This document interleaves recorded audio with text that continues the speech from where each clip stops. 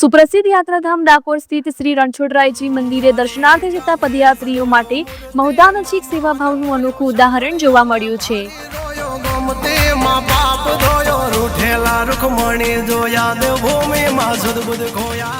છેલ્લા 30 વર્ષથી અમદાવાદના હસમુખભાઈ માધવલાલ પટેલ અને તેમના પરિવાર દ્વારા વિસામો સેવા કેમ્પનું આયોજન કરવામાં આવી રહ્યું છે। આ સેવા કેમ્પમાં પદયાત્રીઓ માટે નિઃશુલ્ક પૌષ્ટિક ભોજન, ચા, કોફી, શુદ્ધ પીવાનું પાણી, આરામ માટે બેસવાની વ્યવસ્થા તેમજ મેડિકલ સુવિધાઓ ઉપલબ્ધ કરાવવામાં આવી હતી। સ્થાનિક લોકો અને મિત્ર વર્તુળના સહયોગથી યોજાયેલા કેમ્પમાં નિઃશુલ્ક આરોગ્ય સેવા પણ આપવામાં આવી।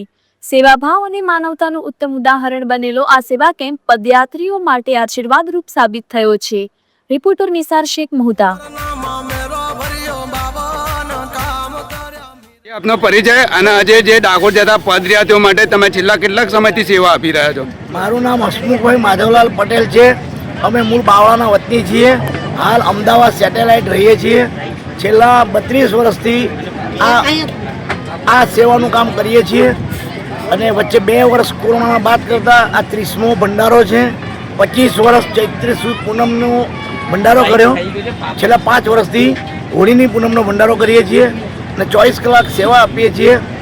દાળ ભાત, પૂરી, મહાપ્રસાદ, ફરસાણ, ચટણી, પાપડ અને ડેઝર્ટમાં છાશ સહિત લંચ આપીએ છીએ અને ડિનરમાં ખીચડી, કઢી, ભાખરી, પૂરી, શાક, પાપડ અને ફરસાણમાં ભજીયા, દિવસે પણ ભજીયા આપીએ છીએ અને ચા, પાણી, કોફી, મેડિકલ 24 અવર્સ નાસ્તો ચાલુ હોય છે।